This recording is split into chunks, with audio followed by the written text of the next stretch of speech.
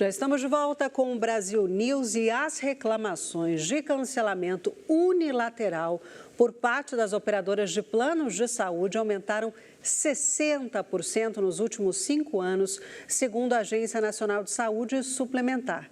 E para falar sobre a relação consumidor e planos de saúde, uma relação bem conturbada, nós vamos entrevistar agora a doutora Juliana Paro, que é advogada atuante na área da saúde em defesa do consumidor. Doutora Juliana, seja muito bem-vinda ao Brasil News.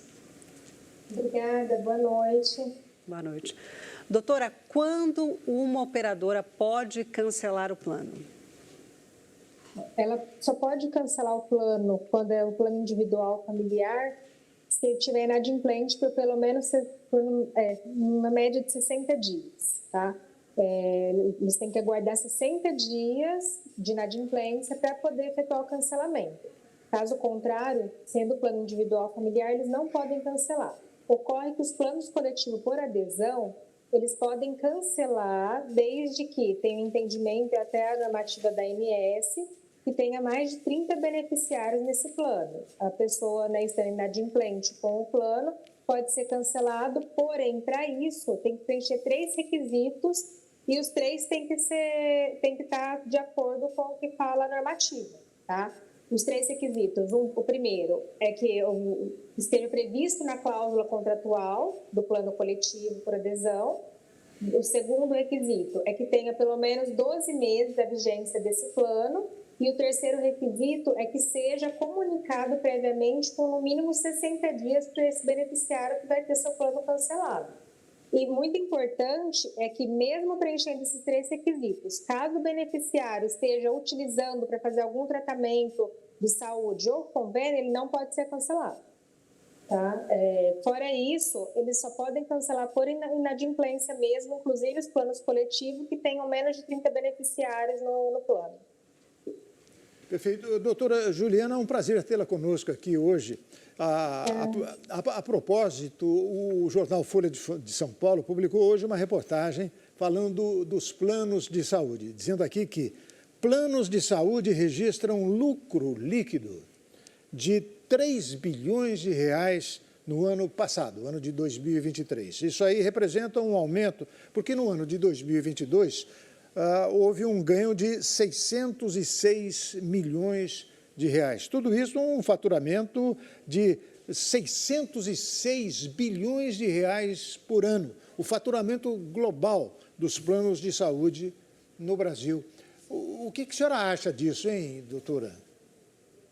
Olha, o que acontece? Infelizmente, os planos, eles costumam negar a cobertura com a fala de que eles não têm, se eles forem cobrir tudo o que está sendo solicitado, eles não vão conseguir se manter no mercado do jeito que está, né? A forma como está, inclusive, a economia, os gastos que são muito altos na área da saúde, e a fala deles é sempre a mesma. Nós sabemos, né? Todo mundo sabe que os planos de saúde eles têm muito lucro. Não é de hoje, principalmente na época da pandemia, o lucro que eles obtiveram foi muito grande, acho que um dos maiores. E, as pessoas quase não utilizavam o plano de saúde, ficavam mais em casa. Os que utilizavam era realmente, assim, no último caso, quando não tinha mais como ficar em casa mesmo. E eles tiveram um lucro muito grande na pandemia.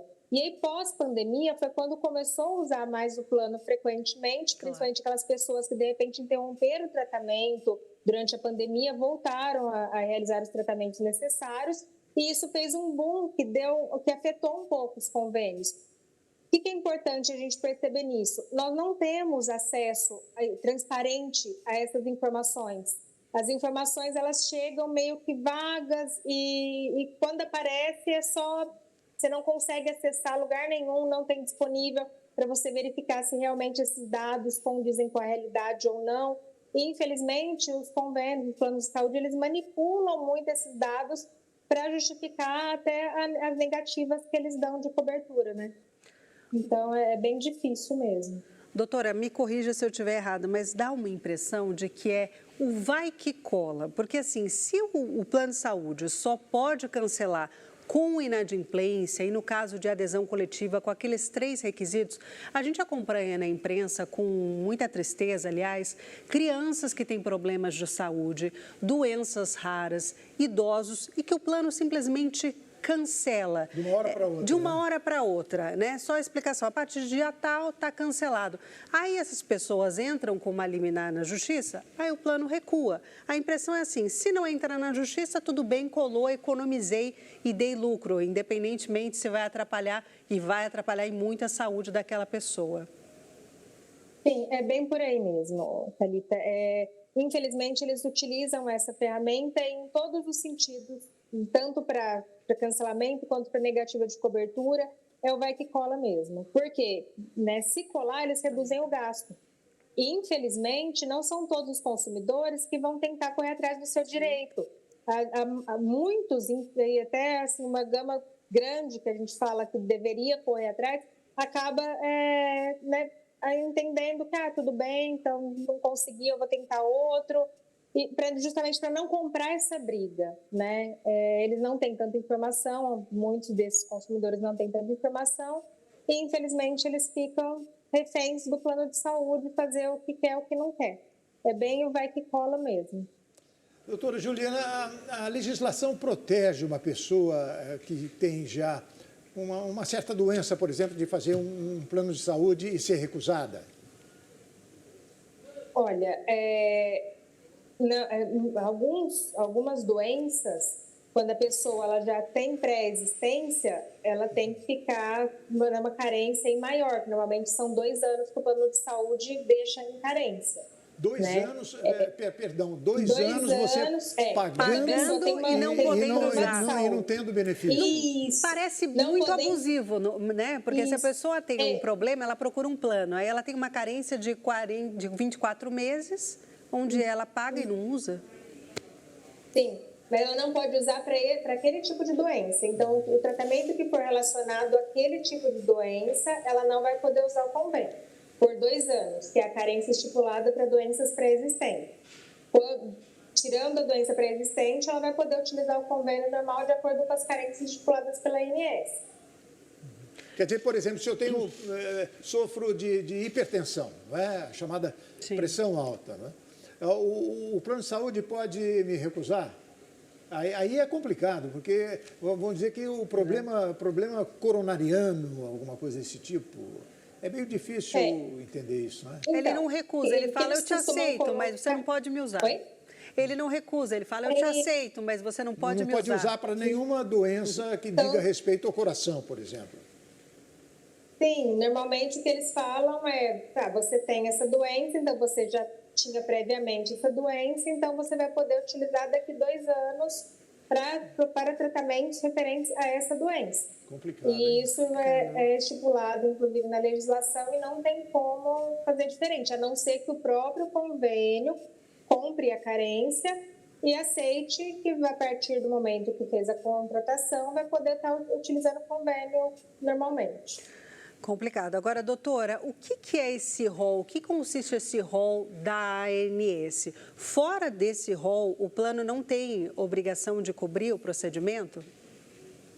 Olha, o entendimento, depois que o rol foi... deixa eu explicar primeiro o rol. O rol é o rol estipulado pela ANS, que é a Agência Nacional de Saúde Suplementar, que é o rol de cobertura mínima obrigatória. Então, todos os convênios do plano de saúde, eles precisam, no mínimo, cobrir os procedimentos que estão estipulados nesse rol. E aí, eles podem cobrir outros que não estejam no rol, mas aí é espontâneo deles a cobertura não. Mas no rol, eles têm que cobrir, é obrigatório. Esse rol ele foi analisado, né, e foi determinado pela análise do STJ que ele seria um rol taxativo, e não um rol exemplificativo. Então, o que quer dizer? Só a cobertura mínima obrigatória é o que está no rol. Tirando do rol, caso não esteja estipulado em contrato pelo convênio, ele não é obrigado a cobrir.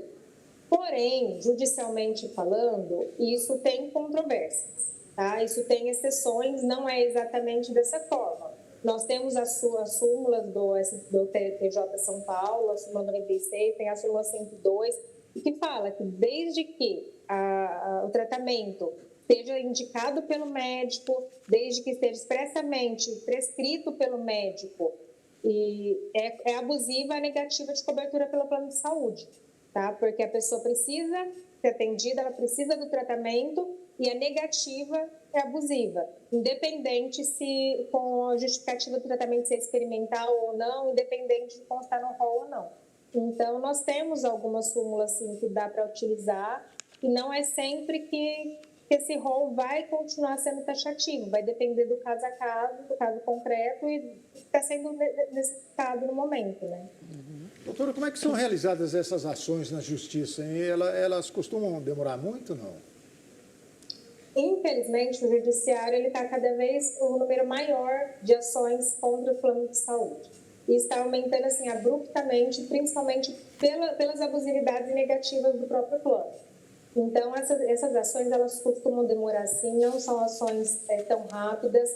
Na grande maioria das vezes, quando precisa de uma certa urgência no caso, elas são através de liminares, né? E solicita liminar, justificando, e aí o juiz determinando que seja cumprido, o processo vai continuar correndo, porém, o tratamento tem que ser realizado de imediato. E aí o processo vai continuar, assim, por mais de ano, entende? São ações bem demoradas, mas que para o consumidor que está precisando fazer o procedimento, vale a pena, porque ele pelo menos consegue fazer o que está necessitando no momento, né? Eu tenho a impressão que se essas ações forem lá para o Supremo, pelo Tribunal de Justiça, elas só vão terminar quando o sujeito já morreu, né? Porque é complicado, não é não? É muito complicado, a população sofre. Eu li que uma senhora de 80 anos, falando isso que o Hermano citou, a médica pediu uma mamografia e o plano negou, por etarismo, né? Não precisa mais a recomendação. Aí ela entrou com uma liminar, o plano foi obrigado, obviamente, a fazer a mamografia dela e aí ela tem indenização moral, acho que de 10 salários mínimos, mas demora. Mas pela liminar, pelo menos, ela fez mamografia. Fora o constrangimento, né? Sim, sim. E eles estão negando, assim, exames até muito mais simples e mais baratos. Exames de sangue está sendo negado e sem justificativa, né? Tá bem complicado. Doutora Juliana Paro, advogada atuante na área de saúde e defesa do consumidor, muito obrigada pelos seus esclarecimentos, viu? Eu que agradeço, prazer, boa noite. Boa noite. E a seguir, Irã anuncia a suspensão dos voos e a ativação das defesas aéreas em várias cidades após 3 explosões perto de uma base militar. E ainda, Estados Unidos vetam no Conselho de Segurança o pedido palestino de adesão à ONU. O Brasil News vai para um rápido intervalo. Nós voltamos já já. Fique com a gente.